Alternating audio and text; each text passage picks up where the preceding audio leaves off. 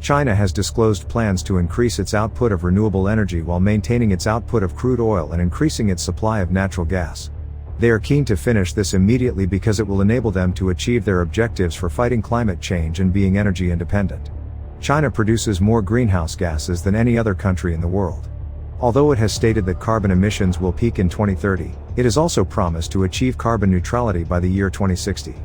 The National Development and Reform Commission has promised to hasten the structural restructuring of the energy sector. They will promote a low-carbon transition and the security of the energy supply. In addition, China is working with other nations that export oil and gas, which could completely alter the power dynamics in the global oil and gas market. Early in 2022, China predicted that its crude oil production would stay at 4 million barrels per day, or 200 million tons. Additionally, the nation has committed to increasing its annual natural gas production from 205 BCM in 2021 to 230 BCM by 2025.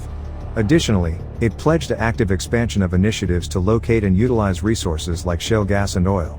Inner Mongolia, Xinjiang, and Shanxi would all be interested in developing cold methane production plants. Another objective China established for 2025 was a gas storage capacity of 55 to 60 BCM, or 13% of total yearly consumption. The existing China-Russia gas pipeline will have its southern extension completed, the administration added.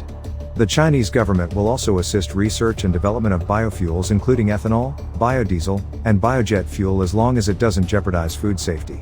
A nationwide initiative in China to mix 10% ethanol into gasoline by 2020 has been shelved. This was the result of a sharp fall in maize stocks, which limited the availability of biofuel throughout the nation. China wants to increase the amount of non-fossil fuels utilized to produce energy from the current 16% to roughly 20% by 2025. The nation asserts dominance over the use of coal in the manufacture of cement, chemicals, and steel. Additionally, between 2021 and 2025, coal-fired power stations with a capacity of about 30 gigawatts will be shut down. In the same year, it also intended to enhance its nuclear and hydropower generating capacities, respectively, from 70 gigawatts to 380 gigawatts. Pumped hydropower capacity of at least 62 gigawatts will be installed in China. Additionally, this system pumps water to a higher reservoir during off-peak hours in order to create energy during peak hours. Additionally, the main subject of conversation between China and Saudi Arabia last year was oil. For the first time in more than 7 years, Chinese President Xi Jinping visited Saudi Arabia in December of the previous year. He held discussions with representatives from all around the Middle East and signed a comprehensive strategic partnership with the largest oil exporter in the world. This visit suggests that China and the Gulf region are deepening their economic ties because US-Saudi relations have deteriorated as a result of OPEC's decision to restrict crude oil production. The purpose of the trip, according to a statement Xi Jinping prepared and had distributed in Saudi media, was to strengthen connections between China and the Arab world. The parties' partnership agreement include a number of agreements and memoranda of understanding. Additionally, this calls for better coordination between China's Belt and Road Initiative and the Kingdom's Vision 2030, as well as the use of hydrogen energy. One of the most significant and dynamic relationships in the country is that between China and the Kingdom of Saudi Arabia. Additionally, it tops the list of nations that import oil. And China depends more on Saudi Arabia than any other nation in terms of trade with the Middle East. Iham Kamal, director of the Middle East and North Africa research team at Eurasia Group, predicts that the focus of discussions between the leaders of Saudi Arabia and China will be on energy cooperation. According to him, there is general consensus that a system must be set up to deal with this reliance on the political level.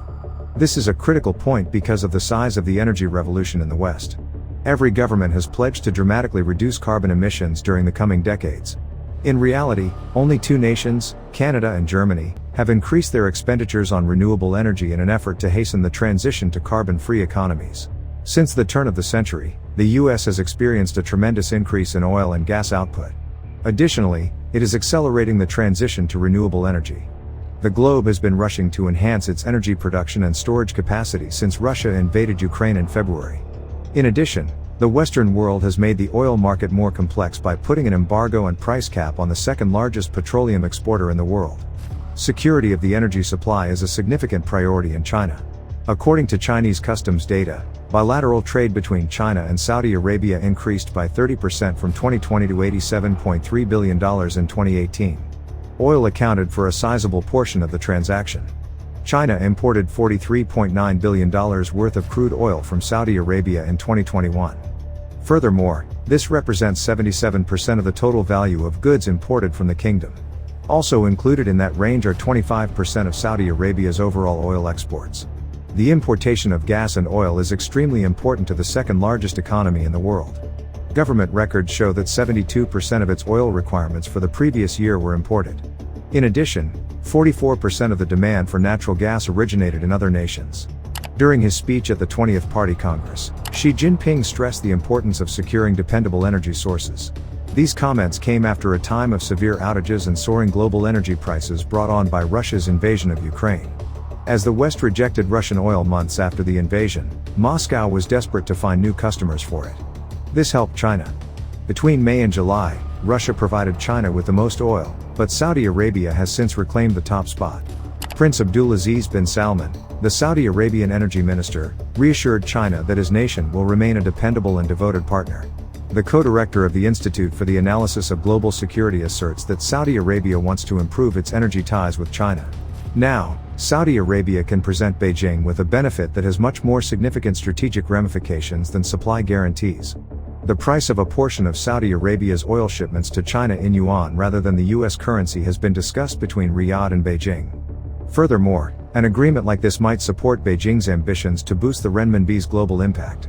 Saudi Arabia is also required to hold a portion of its reserves in US treasuries and is only permitted to take US dollars for oil sales due to their long-standing agreement. In exchange for this arrangement, the US provides security guarantees. There could therefore be serious financial consequences for breaking it. With the petrodollar system, the US dollar has remained the major good and currency used as a reserve internationally. However, the rumors of negotiations were never formally confirmed by either Beijing or Riyadh.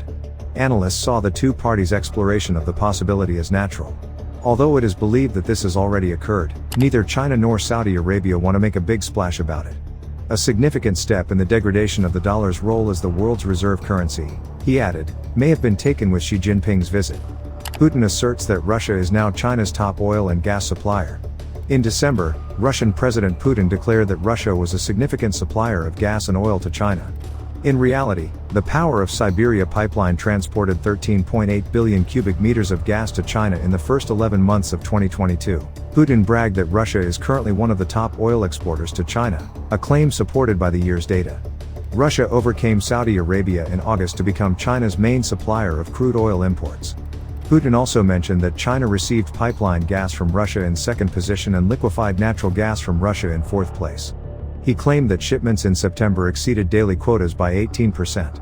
Since February 24, when Moscow pushed its military into Ukraine and the West imposed sanctions on Russia that had never been done before, the country's energy exports to China have increased significantly. Alexander Novak, the Deputy Prime Minister of Russia, announced a 64% increase in the value of Russia's energy exports to China this year. Additionally, the volume had grown by 10%. It is obvious that China is looking into many international collaborations, and this might signal the beginning of a change in the world supply of oil and gas. What are your thoughts on China and Saudi Arabia, and do you think they can overthrow the US economy? Let me know down below. If you want to continue to learn about business investing and financial education, we have got this video waiting on the screen for you to check out. Don't forget to give this video a like and subscribe for more videos like this. Thank you so much for watching, and I'll see you in the next one.